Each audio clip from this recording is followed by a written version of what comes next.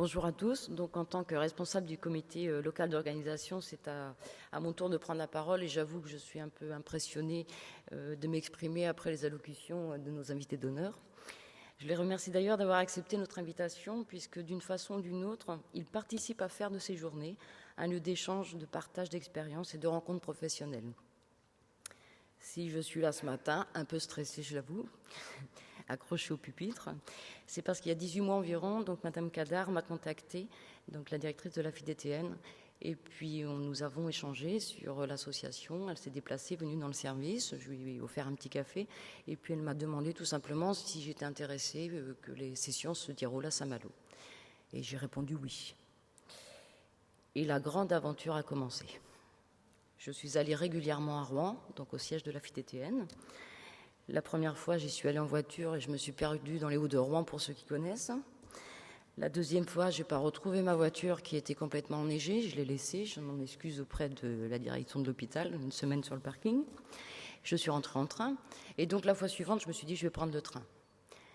Pour les prochaines fois, parce qu'il y aura des prochaines fois, j'ai décidé d'ailleurs de m'engager dans l'association, puisque je suis consciente de la nécessité que notre profession poursuive son effort de formation.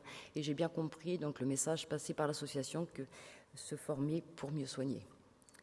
Alors, au-delà de ces petites escapades rouennaises, mon rôle pour ces sessions nationales a été de prévoir pour vous, tous participants, une multitude de petites choses pour vous recevoir dans les meilleures conditions.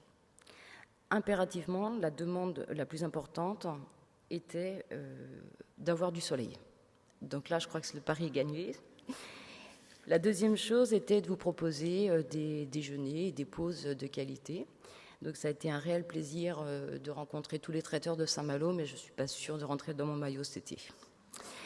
Et troisièmement, donc m'assurer que vous ayez tous une petite pochette avec des documents intéressants. Donc bien sûr le programme des sessions et puis aussi je voulais remercier la municipalité de nous avoir donné les documents nécessaires, entre autres le petit guide de Saint-Malo et puis tous ces documents intéressants. Plus sérieusement, donc vous êtes ici pour vous former et je voulais avant tout remercier tous les intervenants qui ont proposé des communications pour établir le programme qui, je l'espère, va tous nous intéresser.